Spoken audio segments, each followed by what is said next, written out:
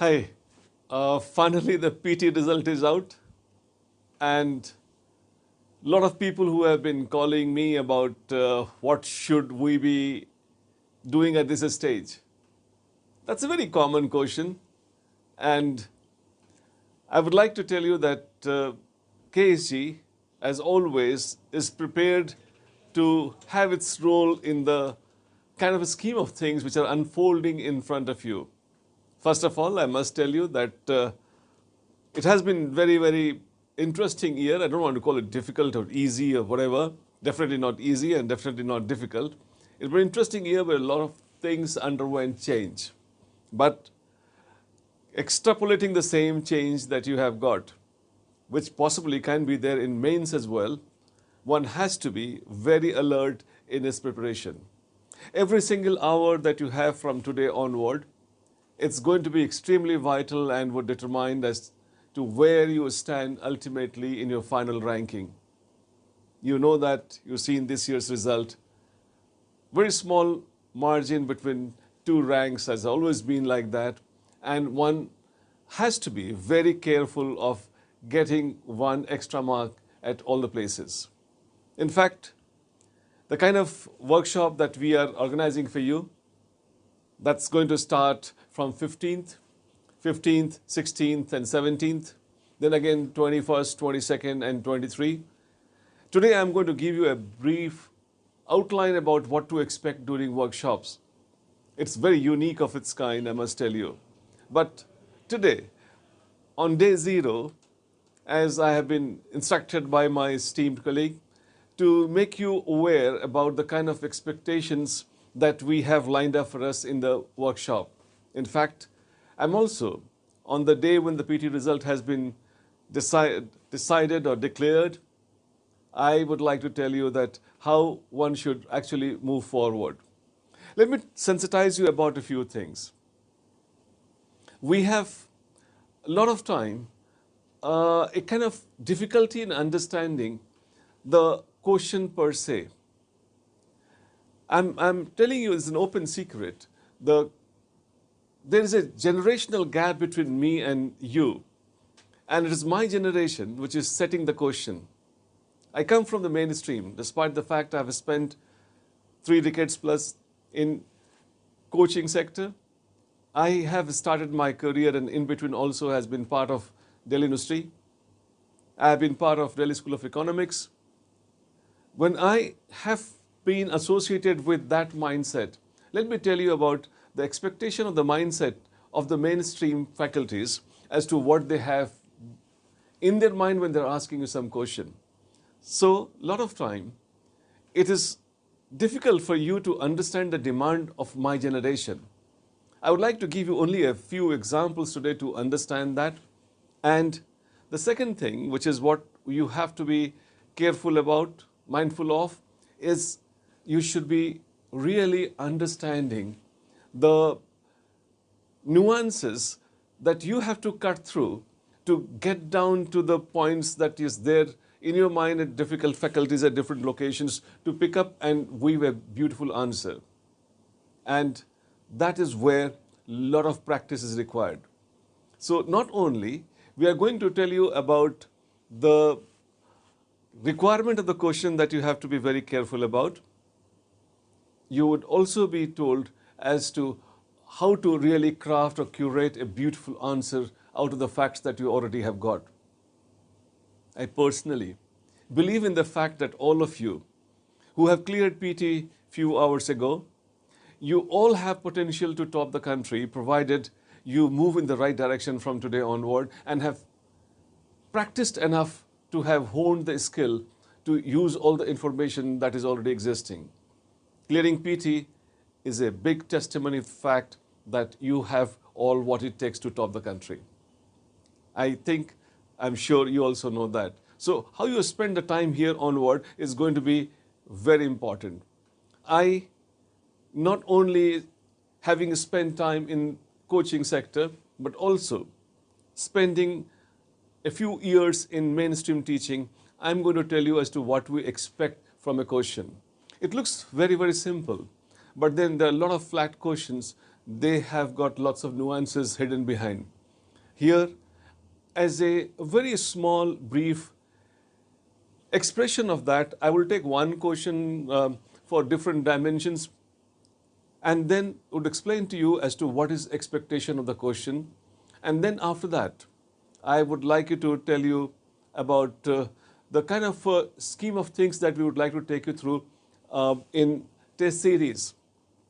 Our test series that would follow after that would be free for all the KSG students who have been part of KSG at any stage, test series stage or classroom stage or interview stage. It will be absolutely free for all of them, where we would not only make you understand the demand of the question, because in our team we would be having some of those faculties from the mainstream coaching and mainstream teaching, and that would be a beautiful blend of experience of my generation, and they would also, when they have explained as to, hey, this is what is expected in the question, like I'll show some of you, you will be surprised that how a flat question can be so smartly put by the best minds from the university system.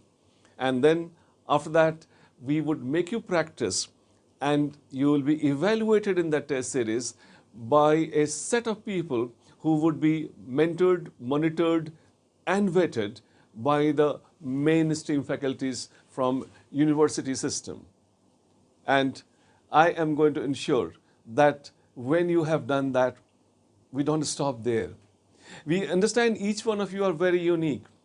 So it's not that you will get to understand the demand from the mind of the professors, also get evaluated and vetted by somebody who has got expertise of several years of mainstream teaching, who will be actually your, I would say, examiner there in the UPSC system.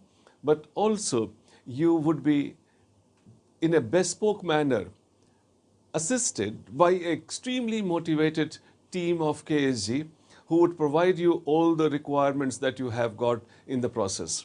And this would be not a product of the factory, I would use the word, test series where a large number of people are taking exams, and like a product of the mill evaluation is being done. It will be extremely, extremely guided to your individual requirement, and it would be absolutely bespoke, where not only you would be evaluated with all kind of expertise, but also provided to you some specific need that you require. And it is not going to stop there only. It will not just look into the question and say like, hey, this is additional thing that you've got. You could ask us also. In fact, I'll be very happy to be part of your journey, and in the process tell you that, hey, this is what additionally you can demand from me if you want to, and I would be very happy to provide that material from our esteemed team. Nevertheless, in today's day zero of the workshop that we are going to do, we would be telling you about the broad outline, and in that they would be, as any workshop would do, not only give you some knowledge and the gyan, so to say, but more importantly, make you use that gyan that you already have or that we would be providing additionally to you. So that is going to be a very interesting sessions. I want each one of you to attend to that. For now, I would like to take you through some of the ways to look at the question and understand the mind of the question setters, and I'm sure UPSC, to select the best minds of the country, they also pick up the best minds to set the questions. And you would be taken through those basic pointers that I'm going to share with you now. So to let you understand the mind of the question setter, I'm going to take you through some of the examples here. They're just examples. In the workshop, actual workshop, you will be having plenty of examples given for the previous year's questions and some questions that we are setting up, keeping in mind of this year, where you would be made to understand the demand of the question.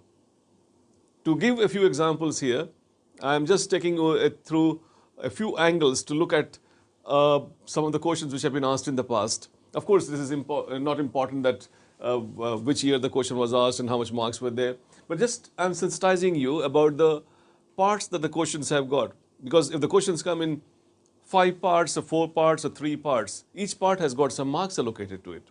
And quite often, we are prepared on the theme of the issue and we forget about the parts, while the question setter expects that there are marks allocated to each part of the question, because the model answer would definitely have all those parts incorporated.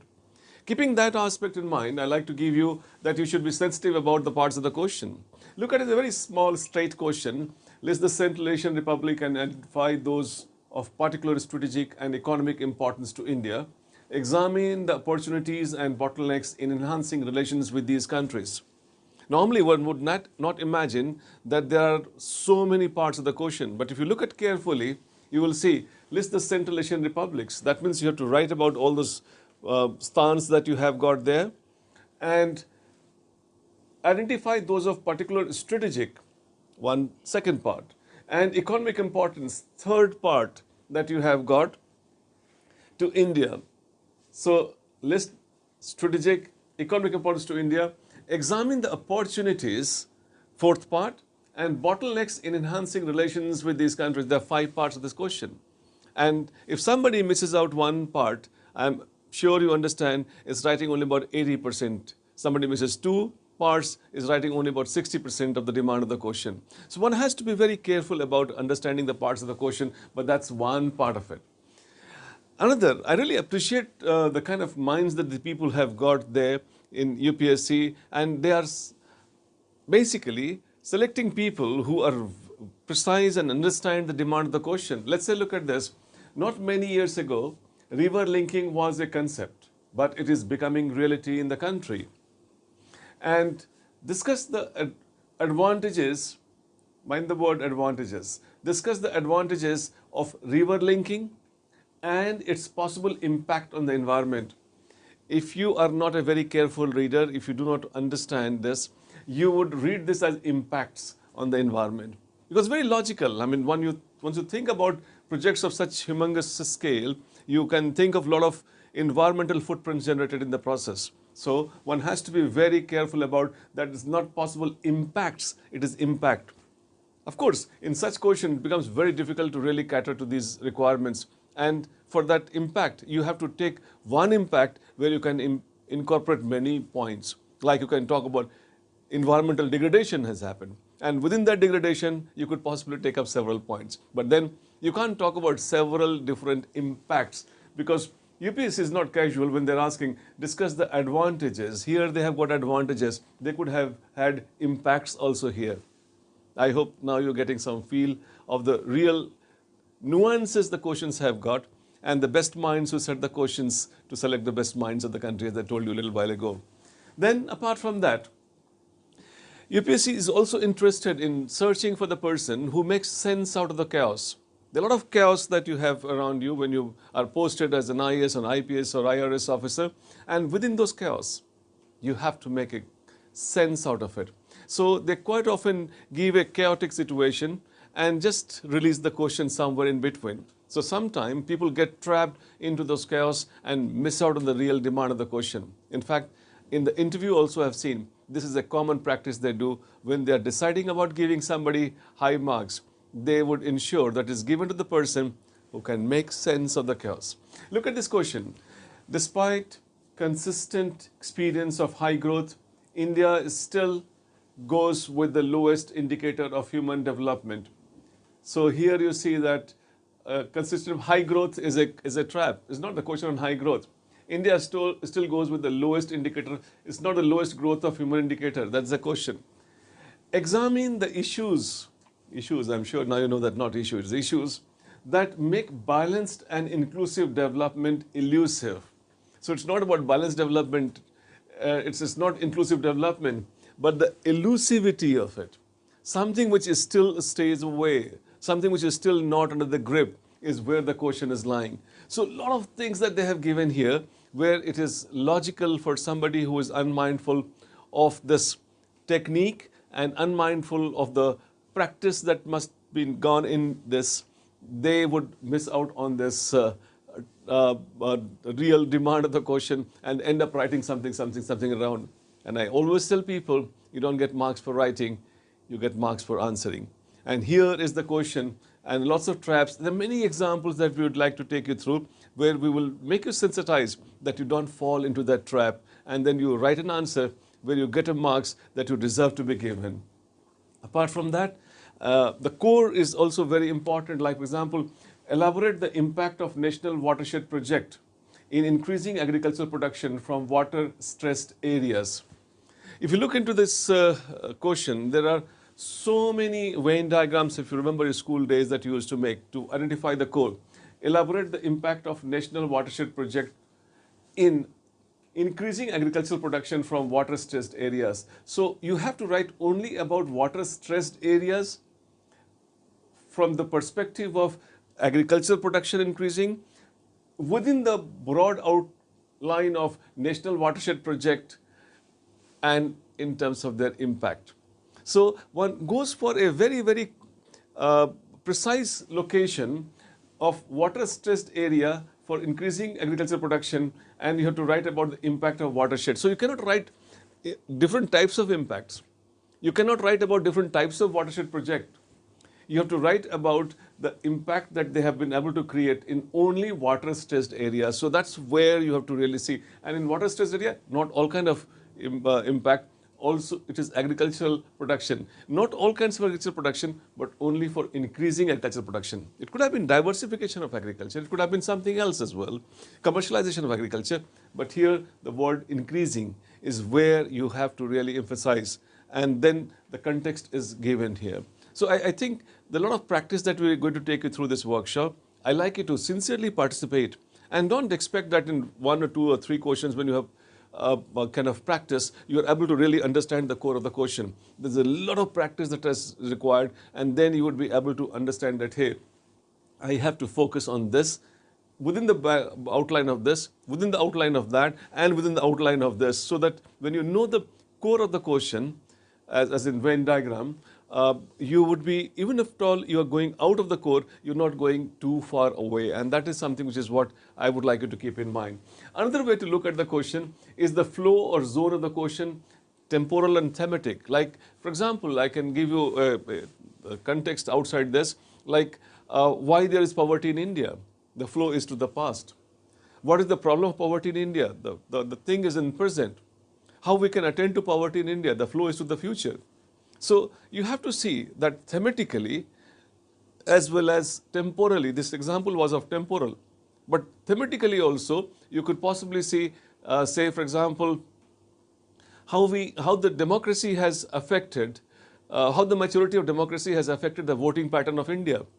So it is the flow from democracy maturity to the voting pattern. You can't say that voting pattern has affected the democracy. So you understand the thematic flow that I'm talking about. Sometimes the flow comes like how India has, in Indian financial sector has evolved post new economic policy. So the flow temporal zone is from 1991 that we have got the economic policy coming, and from that time onward that you are looking at. So when you're talking about this new economic policy, that you're talking about post 91 and the scenarios after that. So you have to understand that what is the flow of the question in this particular case. What are the methods used by the farmers organization, methods of farmer organization from where the question is flowing, to influence the policymaker to the policymaker. So you can't talk about the policy backward to the farmers. It has to be farmers organization to the policymakers in India, and how effective are these methods. So you have to see the flow is going from the farmers organization to the policymakers, and after that they're talking about the effectiveness of those. So effectiveness is that those method to the society, policymakers that you have got. That is what the flow of the question is. So one has to be very careful about this flow. I'll give you some more examples because that's something which is where I find a lot of students mix up. Like for example, how the preamble, I would call it as preamble, the philosophy of the Constitution of India has been expatiated through Constitution various provisions. So now the flow is from preamble to the articles of the Constitution. Or how far you justify that preamble is a succinct version of the commitments of the Constitution. Now, the articles to the preamble, or it could be that how societal cherished ideals have been reflected in the preamble of the Constitution. Now, flow is from society to the preamble. I hope you understand this. This is going to be a lot of practice that is required. And then when you write an answer, you are sensitive about those flow that we have got. Apart from that, also, sometime they would use a one word or two word, and that will change the entire flavor of the question. Like here in this question, I have picked up one which has got this qualifying word. How far do you agree? How far do you agree that the behavior of the Indian monsoon has been changing due to humanizing landscapes? Discuss. Here the word is how far do you agree? That means you cannot say that I fully agree or fully disagree, because this is a very qualifying word. So a lot of times those qualifying words, to what extent, how far, and these qualifying words change the flavor of the question, and I expect you to be sensitive about while you're writing the answer. In fact, I would like to look into that punctuation marks, the 15 different punctuation marks that we have got in English. Sometimes they use the punctuation mark, a question mark, and discuss. So they got two parts of the question, discuss and full stop after that. So this question mark, the punctuation that comes there, full stop comes after discuss. That makes two parts easily. Like for example, how far we have been able to do drought proofing of this agriculturally vulnerable regions of the country, question mark, discuss. Now this is a clear two parts of the question. If I just put a comma and write discuss, this will be one part of the question. I think you understand that. I'm taking an example here. Assess the importance of the accounts of the Chinese and Arab travelers in the reconstruction of the history of India.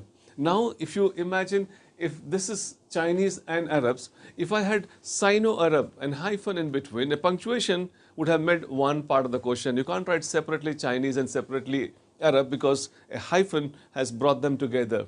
Socio-economic is one, social and economic two. Like we got Chinese separately, you have to write, Arab you have to separately writing here in this case. Here I was trying to take some examples. Of course, when you are taken through this entire workshop, you would be learning and also practicing the more nuances of the same, and then you would be in a position to really produce an answer after a few of those exercises that we are going to take you through.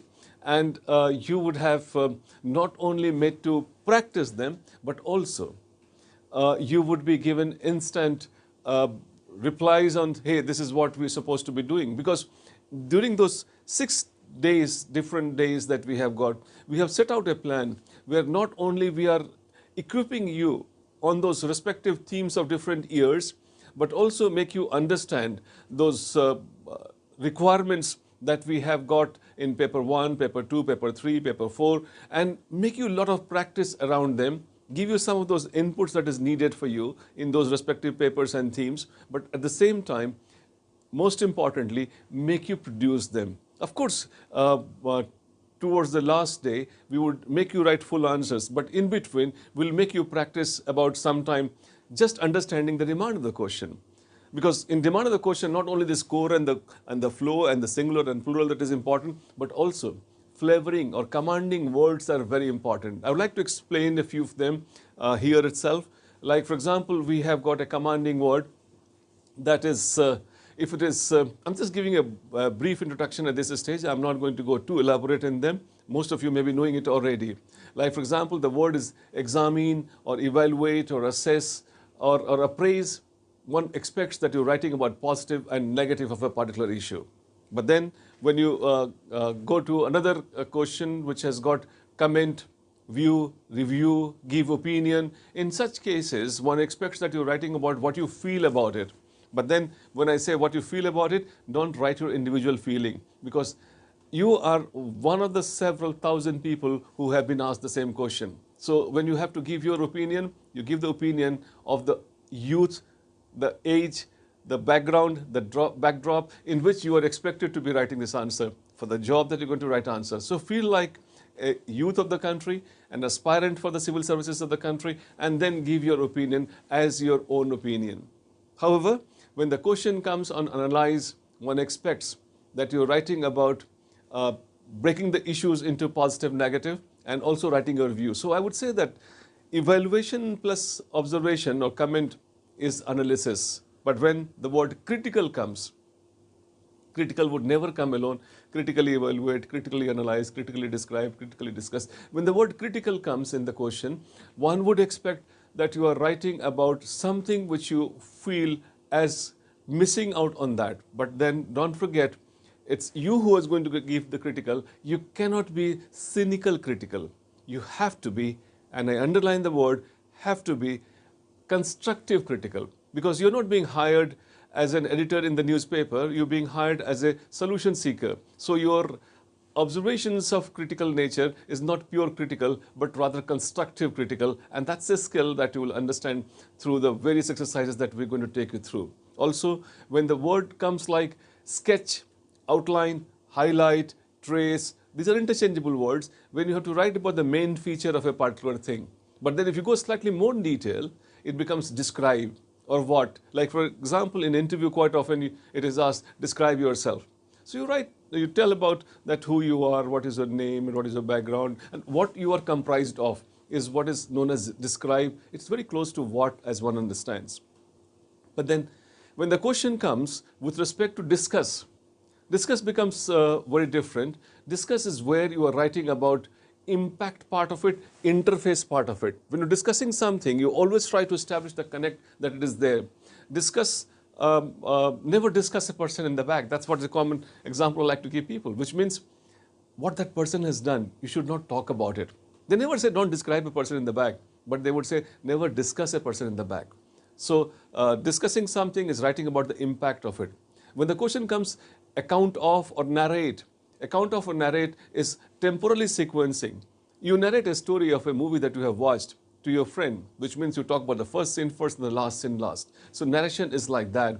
Also, when you have got elucidate, illustrate, exemplify, these are the words where you are supposed to be writing about the real world connect of that. So that is again very important, and then you should keep that aspect also in mind when you have to give data, facts, events, etc. Sometimes in the question itself they ask elucidate with suitable example. So that is where one would expect that you are trying to establish connect of that issue with the real world.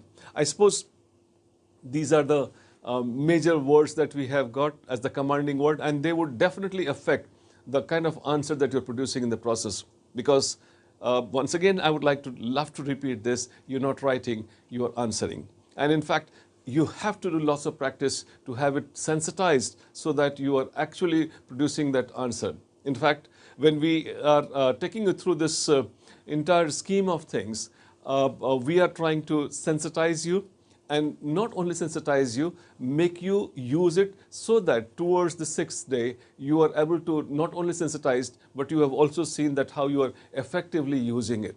Of course, our test series that would also come along with it, in that we are going to really get you a flavor of what the university system, people who have been engaged in setting questions at UPSC level, what is their understanding? Because when we make you sensitize about the demand of the question, that will be the mind of those people of my generation. They would basically be explaining to our evaluators, hey, this is what we should expect in the answer. And then when it is evaluated, since they have already explained their expectation, the evaluation would also get the flavor of the senior university system people who would be explaining as to, hey, this is what to expect in that answer. And thereby, you end up writing an answer, not just writing. And that is where we would be having as part of the entire days. Of course, in one of these days,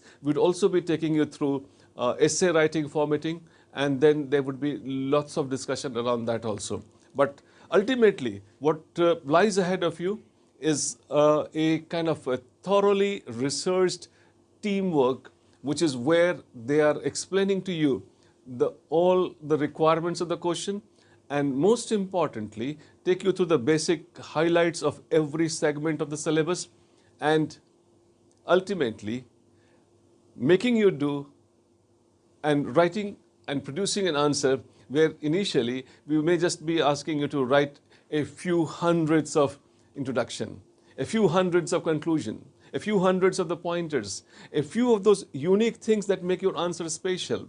I think we have got a huge support, and then I would like to tell you this is going to be an absolutely bespoke, because it's not something that will be, answer writing will be a factory where you would be participating and come out with a kind of a product of the mill. They'll be very, very exclusive.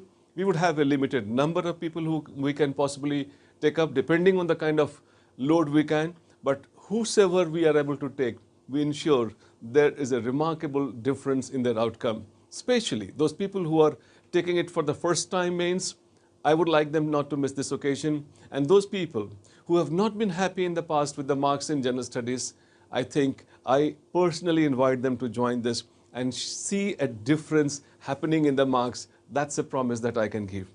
And I'll be very happy to be part of your journey, and wherever you need me, I would just be a WhatsApp away. Of course, you can reach me through the team, or you can have my direct numbers also taken from the team, and they would be very happy to make you connect, and then I would get down to your individual issue, and that's a promise where we would be making a difference. And it's a very important day, and I'm sure when your results is there, there's not a single hour to be lost. Get down to task and gear up, and I'll be around, just a WhatsApp away, just a phone call away from you. My best wishes.